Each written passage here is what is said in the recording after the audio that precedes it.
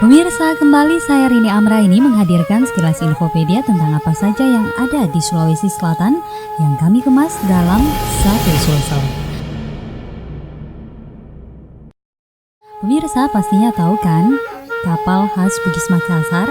Ya, kapal pinisi. Tapi mungkin hanya sebagian orang yang tahu jika saat pembuatan kapal pinisi ini dibutuhkan sebuah ritual. Ritual apakah itu?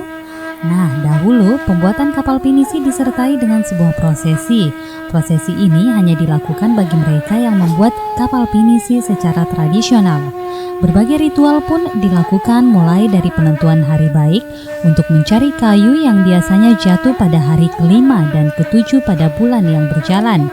Mengapa mesti angka 5 dan 7? Sebab angka 5 yang dalam bahasa Makassar napari lemai dan lekna yang artinya rezeki sudah di tangan.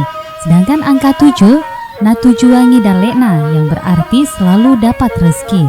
Setelah dapat hari baik, lalu kepala tukang yang disebut punggawa memimpin pencarian kayu.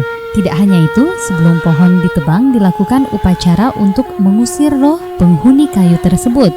Pemotongan kayu untuk papan selalu disesuaikan dengan arah urat kayu agar kekuatan kapal terjamin. Saat ini pun pembuatan kapal pinisi secara tradisional ini masih dilakukan oleh orang Ara, Tanah Lemo, dan Bira yang memang terkenal secara turun-temurun mewarisi tradisi kelautan nenek moyangnya. Demikian satu sulsel kali ini, saya Rini Amraini. Tetap saksikan infopedia kami berikutnya dalam satu sulsel.